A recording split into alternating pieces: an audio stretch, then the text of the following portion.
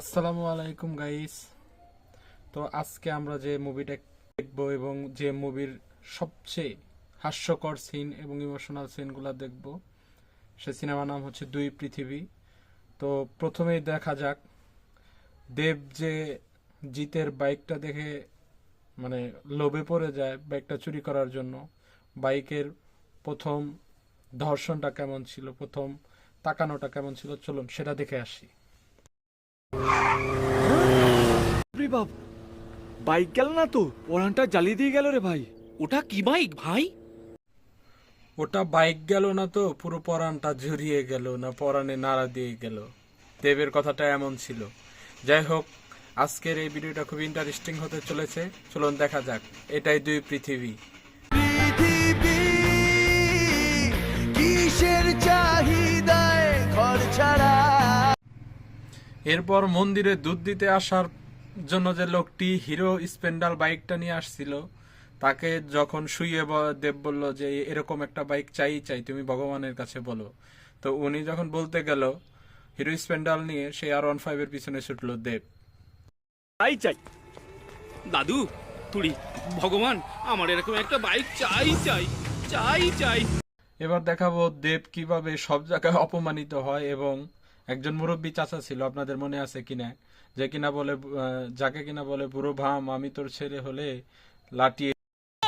আমি যদি তোর ছেলে হতাম না, পেয়ে দিয়ে বৃন্দাবন পাঠিয়ে দিতাম। পুরো কথা এখানেই শেষ নয়, দেব পূর্ণবাবুর নাম ধরে বলাতে মহিলারা তাকে কি হেনস্থাটা করে দেখুন। হতচ্ছাড়াকে কান ধরে নামে ওই গোবরে মুখটা গুজে দে। এখানে পূর্ণবাবুকে সবাই দেবতার মতো দেখে। কোয়েল মল্লিকের সাথে জিৎ যখন গোলা খেতে যায়, তখন কি কাহিনীটা হয় মনে আছে আপনাদের? বড়লোকের ছেলে ছিল এই সিনেমায়, গোলাটাও ঠিক মতো খেতে পারে না। চলুন সেই রোমান্টিক দৃশ্যটুকু দেখে আসি।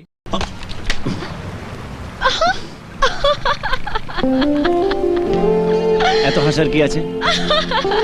আমি তো ভাবতাম কি করে মানুষকে সাহায্য করতে হয় তুমি জানো না, এখন তো দেখছি কি করে গোলা খেতে হয় সেটা জানো না। আচ্ছা, তোমার ধারণা আমি কিছু জানি না? না, তুমিই জানো না কি করে ভালোবাসতে হয়, বোঝোই না ভালোবাসার মানে কি। তোমাকে একটা বই দেবো, পড়ো। দুই পৃথিবী সিনেমার সবচেয়ে করুণ যে দৃশ্য, যে কথাটা নিয়ে পুরো সিনেমা, ভালোবাসা ভালোবাসে শুধুই তাকে ভালোবেসে ভালোবাসায় বেঁধে রাখে।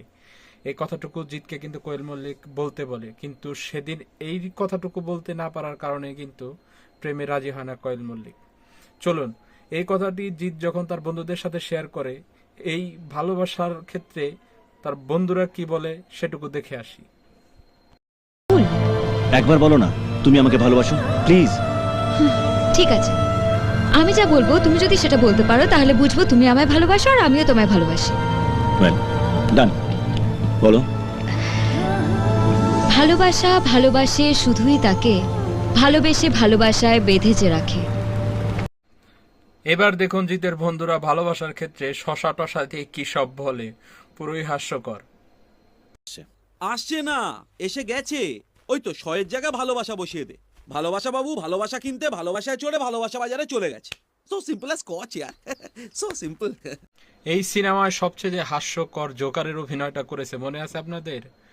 যার কিনা বউ ছিল গোপালের মা, তার ছেলের নাম ছিল গোপাল, এবং তার মাকে তিনি বাসে করে গহনা ভর্তি করে নিয়ে যাচ্ছিল দাওয়াত খেতে, সেখান থেকে তার বউ হারিয়ে যায়। চলুন দেখে আসি। মালটা আছে না গেছে? আছি, বেঁচে আছি। ওঠো ওঠো, সাবধানে। এ বাস, এ বাস, দেখি তোমার তো চোট লেগেছে। এ গোপালের মা। দেখি দেখি।